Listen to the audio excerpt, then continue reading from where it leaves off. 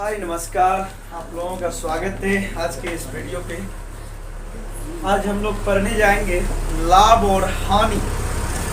लाभ और हानि यानी कि लाभ में मतलब कि क्या होता है और हानि क्या होता है। सबसे पहले हम बात कर लेते हैं। लाभ का मतलब होता है जब कोई भी वस्तु को किसी मूल्य पर खरीद करके उस मूल्य से अधिक कीमत पे अगर हम लोग बेचते हैं तो जो कीमत यानी अतिरिक्त होता है, खरीदे हुए कीमत से अतिरिक्त कीमत जो होता है वे लाभ कहलाता है। अब आइए हानि।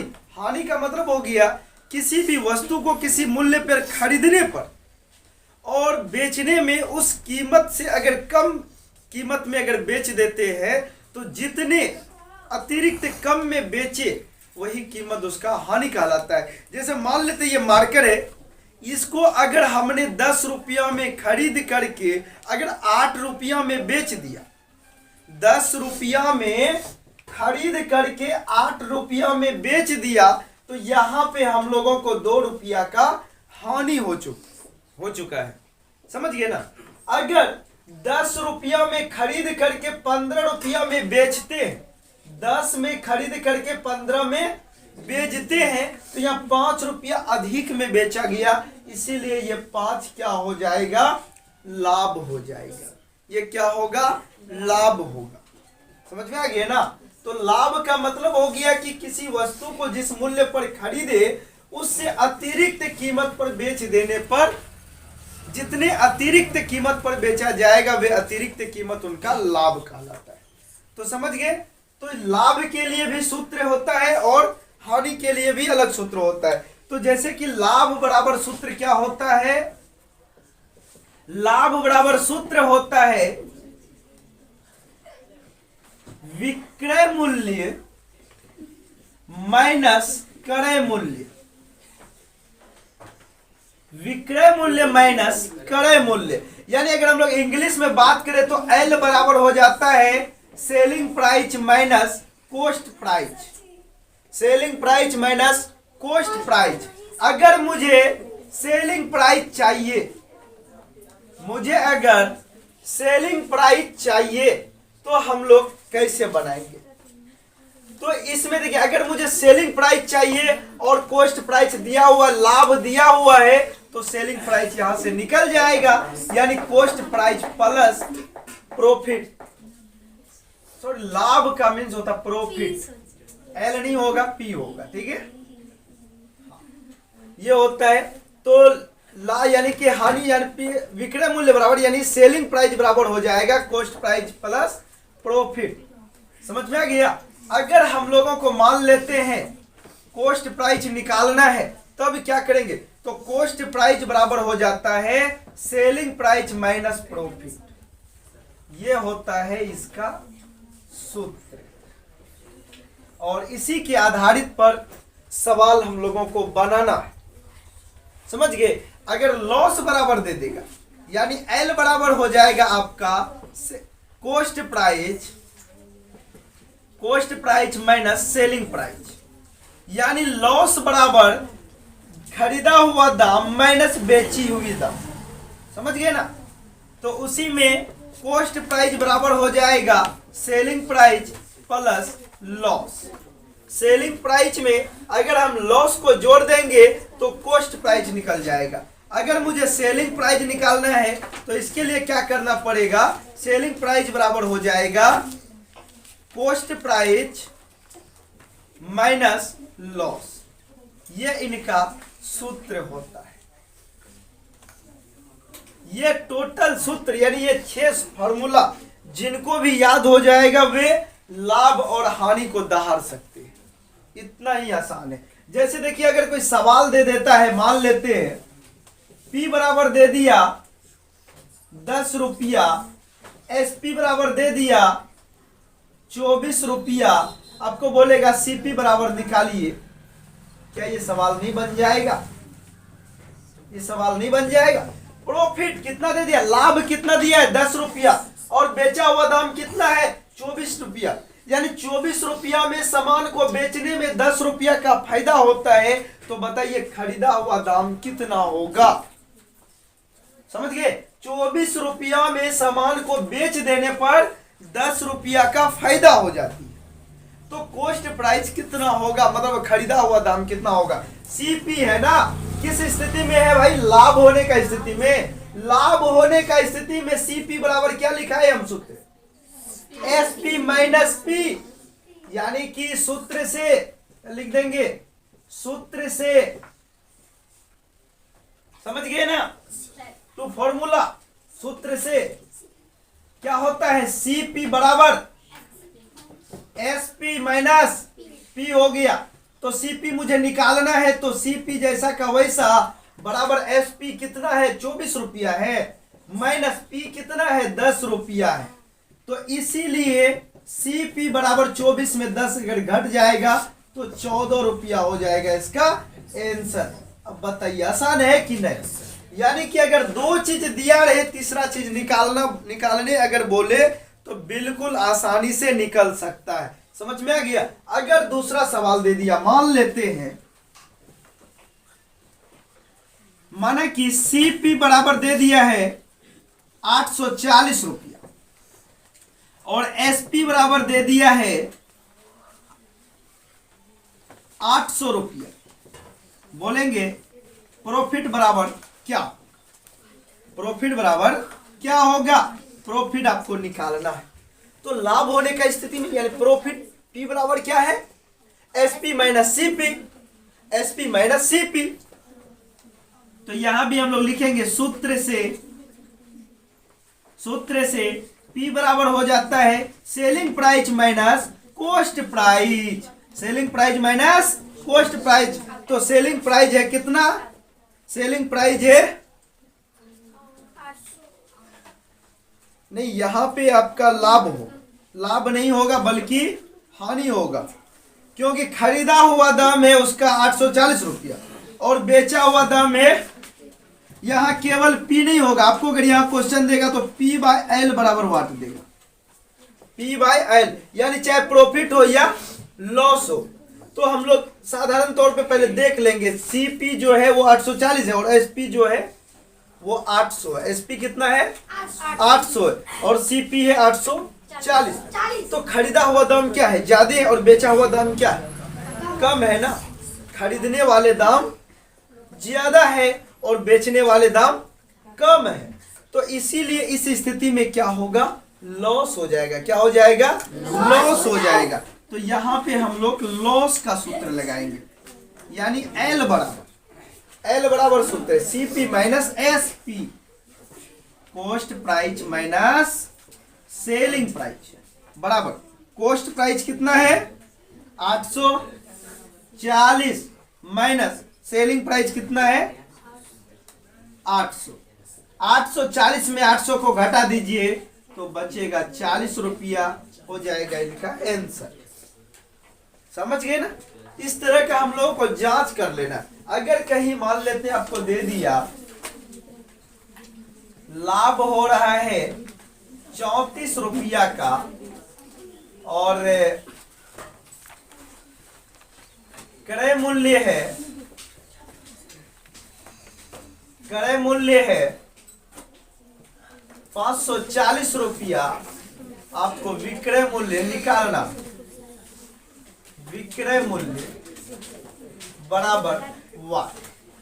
तो ऐसे स्थिति में हम लोग क्या करेंगे, लाभ है 34, क्रय मूल्य है 540, विक्रय मूल्य हमें निकालना, विक्रय मूल्य क्या करना है, निकालना है। क्रय मूल्य 540 है और लाभ है 34। तो इस स्थिति पे हम लोग क्या करेंगे, इस स्थिति पे विक्रय मूल्य निकालना है और लाभ हो रहा है, क्या हो रहा है, लाभ हो रहा है ना, उसके लिए हम लोगों को विक्रय मूल्य निकालना है। तो इसीलिए यहां पे लिखेंगे चूंकि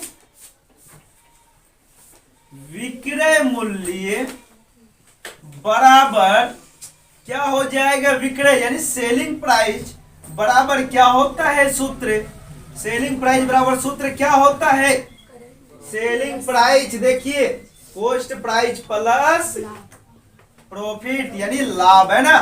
कॉस्ट प्राइस यानी क्रय मूल्य में लाभ को जोड़ देना है। क्रय मूल्य में लाभ को क्या कर देना है, जोड़ देना है। तो हम लोगों का क्या निकल जाएगा, विक्रय मूल्य निकल जाएगा।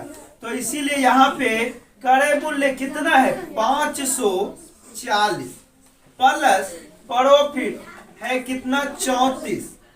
जब 540 में 34 जोड़ देंगे यानी 4 और 0 का 4, 3 और 4 7, 574 रुपया जो निकलेगा ये इसका आंसर हो जाएगा। और एक इंपॉर्टेंट सवाल अगर मान लेते दे दिया आपको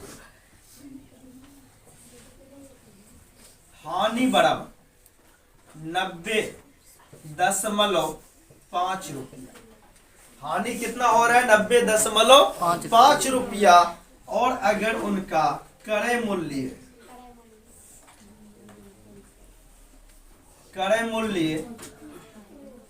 108.5 रुपया है तो विक्रय मूल्य क्या होगा, विक्रय मूल्य क्या। हानि हो रहा है 90.5 रुपया का और खरीदा था वो 108.5 रुपया। तो बताइए विक्रय मूल्य क्या होगा। तो स्पष्ट होता है कि बाबू यहाँ हानि हो रहा है, क्या हो रहा है, हानि हो रहा है। तो हानि के लिए विक्रय मूल्य का अलग सूत्र होता है। हानि के लिए विक्रय मूल्य का सूत्र क्या है, क्रय मूल्य माइनस लॉस यानी हानि। समझ गए ना। तो विक्रय मूल्य बराबर क्या है सूत्र, क्रय मूल्य माइनस लॉस। क्रय मूल्य माइनस क्या है, लॉस। क्रय मूल्य कितना है 108.5 माइनस लॉस कितना है 90.5। घाटा करने आता ही है, घटाइए 0.5 समाप्त हो गया। 108 में 90 को घटा दीजिए तो कितना बचेगा, 8 में 0 गया तो बचा 8, 10 में 9 गया तो बचा 18 रुपया। समझ गए। तो ये हो गया उनका मतलब कि बेचने यानी सेलिंग प्राइस का रेट। समझ गए ना। 108 रुपया 5 पैसा में खरीद करके 18 रुपया में बेच रहा था वो दुकानदार। कोई कारणवश चाहे खराब हो गया होगा, वो सामान या कुछ हो गया होगा या पता नहीं होगा। तो 108 रुपया 5 पैसा में खरीद करके 18 रुपया में बेच दिया, इसीलिए उसे हानि कितना हो गया है 90 रुपया 5 पैसा का। यानी 5 पैसा का मतलब 50 पैसा होता है। समझ गए ना। इस प्रकार से हम लोग सवाल को सॉल्यूशन करते हैं। अब इसको हटाते हैं और अगला देखिए। क्वेश्चन है कि लाभ एवं लाभ प्रतिशत ज्ञात करें। क्या क्वेश्चन है, लाभ एवं लाभ प्रतिशत ज्ञात करें। जिसमें क्रय मूल्य है 600 रुपया, विक्रय मूल्य है 750 रुपया। आपको इसमें डबल आंसर मांग रहा है, एक लाभ मांग रहा है और एक लाभ प्रतिशत मांग रहा है। एक लाभ मांग रहा है और एक लाभ प्रतिशत मांग रहा है। ये दोनों स्थिति का आंसर चाहिए। तो देखिए हम लोग कैसे निकालेंगे। ये भी बहुत मजेदार सा सवाल है। लाभ बराबर सूत्र होता है, चूंकि लाभ बराबर सूत्र क्या होता है, लाभ बराबर सूत्र क्या होता है देखिए, विक्रय मूल्य माइनस क्रय मूल्य यानी एसपी माइनस सीपी। एसपी का मतलब होता है सेलिंग प्राइस, सेलिंग प्राइस का मतलब हो गया विक्रय मूल्य। विक्रय मूल्य कितना है 750 माइनस का माइनस सीपी कॉस्ट प्राइस मतलब क्रय मूल्य कितना है 600 रुपया है ना। 750 में 600 को माइनस कर दीजिए, 750 में 600 को माइनस कर दीजिए तो कितना बचेगा, कितना 150 क्योंकि 700 में 600 घटाए 750 में तो बचेगा 150 रुपये। एक आंसर आपका यही निकल गया। ठीक है, अब आगे बोल रहा लाभ प्रतिशत ज्ञात करे। क्या निकालना है? लाभ प्रतिशत।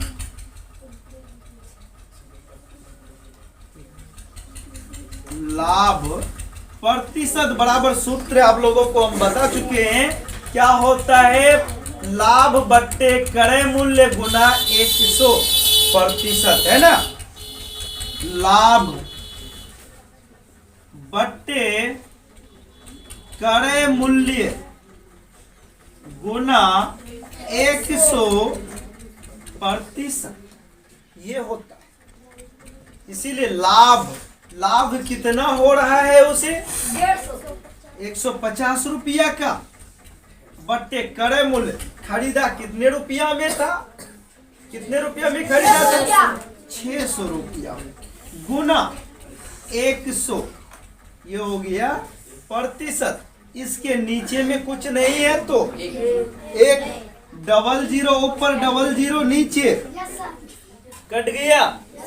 अब बचा क्या सर? 100 यानी 150 बट्टे ये 1 लिखना जरूरी है। इतना प्रतिशत। अब ये भाग लगेगा। 6 दूनी 12 बचा 3 30 6 पंचे 25% हो गया आंसर। समझ गए ना? डबल फॉर्मूला लगाएंगे लाभ प्रतिशत निकल जाएगा। और इसी तरह अगर मान लेते हैं हानि में दे दिया सवाल, आपको बोलेगा हानि एवं हानि प्रतिशत ज्ञात करे। हानि एवं हानि प्रतिशत ज्ञात करे।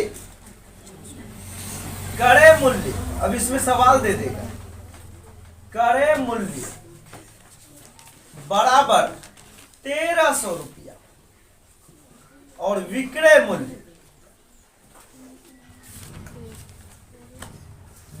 मूल्य बराबर 1100 रुपया दे दिया। ठीक है, हानि एवं हानि प्रतिशत निकालना है, जिसमें से क्रय मूल्य दे दिया 1300, विक्रय मूल्य दे दिया है 1100। हम लोग यहां भी नहीं घबराएंगे, सेम इसी प्रोसेस से चलेंगे। समझे ना? आंसर ऑटोमेटिक आ जाए। देखिए जरा से, हानि निकालना है। क्या निकालना है? हानि बराबर सूत्र क्या होता है? क्रय मूल्य माइनस विक्रय मूल्य होता है कि नहीं? तो क्रय मूल्य कितना रुपया है? 1300 है, माइनस बेचा हुआ दाम कितना है? 1100 है। 1300 में 1100 घटा देंगे तो कितना बचेगा? 200 रुपया हो गया इसका केवल हानि। लेकिन अब हमें हानि प्रतिशत निकालना है। अब क्या निकालना है? हानि प्रतिशत निकालना है। एवं हानि प्रतिशत बराबर सूत्र क्या हो जाएगा? जैसे यहां लाभ प्रतिशत, लाभ बट्टे क्रय मूल्य, या हानि प्रतिशत है तो हानि बट्टे क्रय मूल्य गुना 100%। कोई तकलीफ नहीं ना? समझ में आ रहा है बढ़िया से सबको ना? देखिए, तो हानि कितने का हुआ? 200 रुपया का बट्टे क्रय मूल्य। खरीदा कितने रुपया में था सर? 1300 रुपया गुना 100 बट्टे बोलते प्रतिशत हो जाएगा बाद में। अब ये 100 के बट्टे में कुछ नहीं है तो 00 पर कट गया तो बचा क्या? 200 बट्टे 13%। भाग लगाने आता है? लगाइए। कितने बार में लगेगा? 13 एक कम 13 दूनी तो 26 हो जाता। तो 13 एक कम 13, 20 में 13 गया तो बचा 7, 10 तो 70। 13 का पारा पड़िए 70 के आसपास। 13 पचे 65, 13 छक्के 78, ज्यादा हो जाता है तो 13 पचे 65, बचा 5 50, 10 दे देंगे तो हो गया 50। 13 चौका 52 यानी 13 तिया 39, 39 हो गया। बचा कितना उधर 39 41 यानी 11 110। 13 नमा 126, 13 104, उधर 110 तो 13 100 इतना ही लगा। 15.38% हो जाएगा इसका हानि प्रतिशत, और ये हो गया केवल हानि। समझ गए? इस प्रकार से हम लोग सारे सवाल को हल करते हैं। ठीक है, तो अब अगला देखते हैं।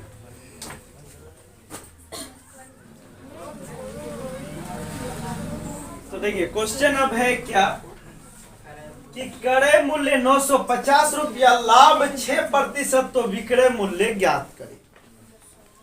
अगर क्रय मूल्य हो जाए 950 रुपया और लाभ है 6%, तो विक्रय मूल्य यानी सेलिंग प्राइस क्या होगा?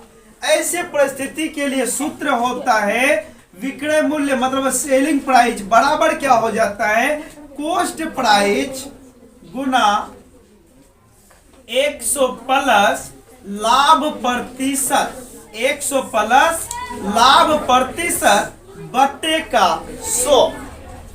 समझ गए ना? ये सूत्र होता है विक्रय मूल्य बराबर क्रय मूल्य गुना 100 प्लस लाभ प्रतिशत बट्टे का 100।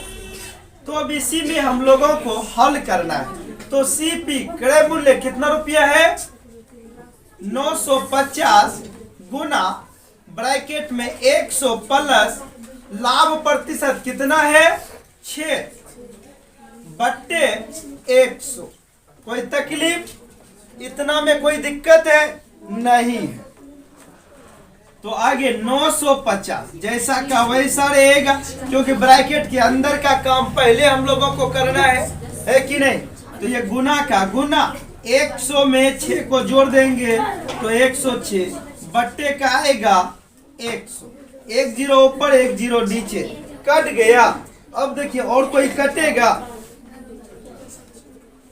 50 थे यानी 53 दूनी 1 से 6, 5 दूनी 10, 5 एक कम 5, 19 पंचे 95 कट गया। तो बचा कितना 19 गुना 53। नीचे में 1 लिखने का जरूरत नहीं होता है। समझ में आ गया? अब ये दोनों को गुना कर दीजिए। 19 तिया कितना होता है? 19 तिया कितना होता है? 57 का हो जाएगा 7, बचा कितना 5 बचा। 19 पंचे 95 और 5 को जोड़ दीजिए तो हो जाएगा तो 1007 रुपया आ गया इसका आंसर। यानी विक्रय मूल्य 1007 हुआ है, जो क्रय मूल्य इतना था, जो लाभ 6% निकला। अगर इसी में मान लेते हैं, अगर दे दिया वे क्रय मूल्य 1250 रुपया और हानि दे दिया मान लेते हैं 5%, तब विक्रय